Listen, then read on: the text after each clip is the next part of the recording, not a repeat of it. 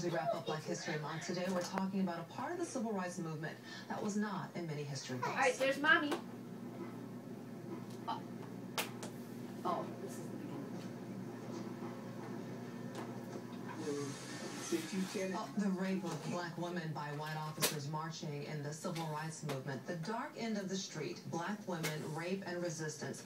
A new history of the civil rights movement from Rosa Parks to the rise of black power takes an in-depth look at this issue. The author of the book, Danielle joins us this morning. Thank you for being here. Thank you for having me. You know, all of us look at our Rosa Parks as the mother of the civil rights movement, and we have this image of her as the seamstress who was just tired from a long day of work, and so she just didn't want to, give up her seat on the bus. But Rosa Parks was a much more varied person, and she had a vital role in the civil rights movement before all of us. That's right. She's a fierce activist. She's a militant long before she ever tiptoes into history with tired feet on the Montgomery City Bus in 1955. She got her start as secretary of the NAACP in 1943 in Montgomery, Alabama. But she didn't take notes and file papers at meetings. She was an investigator and a detective.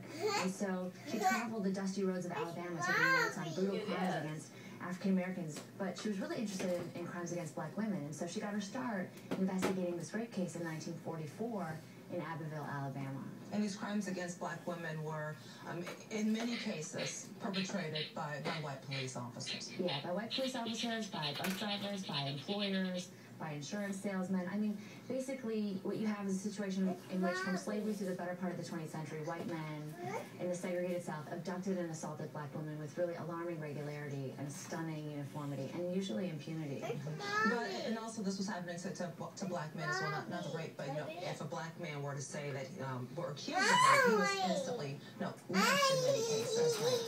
Whereas these women, they chose to go through the legal process to try to receive justice, and sometimes they failed, but sometimes they did succeed. That's right. A lot of them spoke out. I mean, this is decades before the women's movement, and so they were speaking out about sexual violence before most of the country woke up to this being an issue, an important issue that we need to talk about. And so their testimonies helped spark civil rights campaigns in Montgomery, in Selma, in Birmingham, in Mississippi in '64, and all over the South. And so I think Christians have forgotten to listen to what black women were testifying about and the issues that were important to them. And as much as they were interested in desegregation and equality, opening up the schools to immigration, they were also interested in bodily integrity and being able to move through the world without being assaulted. Freedom is meaningless without that right. You talk about Rosa Parks in the book, obviously, but you also talk about, you have the stories of several women, and one of the quotes that I read about your book that I feel sums it up is women who inspire through their willingness to make their tragedies public. And that's really what these women did, right? That's right. They made it public. They spoke out at a time when it wasn't common for women to speak out about most anything. I mean, the gender politics of the 1950s and 60s really put women, in the back seat of the bus, and African Americans in particular. And so women speaking out was really important. And they used their voices as weapons of protest.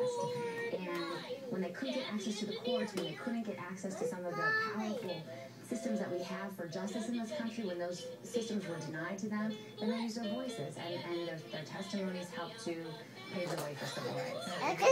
This book was 12 years in the making for you, but it's definitely, we're happy to see that it has now been finalized. And people are still being able to talk to you about this. You have 2 events coming up. Tell us about those quickly. I'll be in Lansing tomorrow at the Downtown Public Library from 12 to 1, and from 1 to 2, and I'll be at the Oak Park Library on March 17th for St. Patrick's Day, and I'll be speaking at the Rosa Parks Legacy Committee on March 22nd in the evening. It's at the New Prospect Baptist Church. All right, thank you so very much. And it is not an easy book to read, but it is an important one, and thank you for doing that hard work. All right, well, at the dark end of the street, it's out on both bookshelves right now. Thank you again. So good. That's right.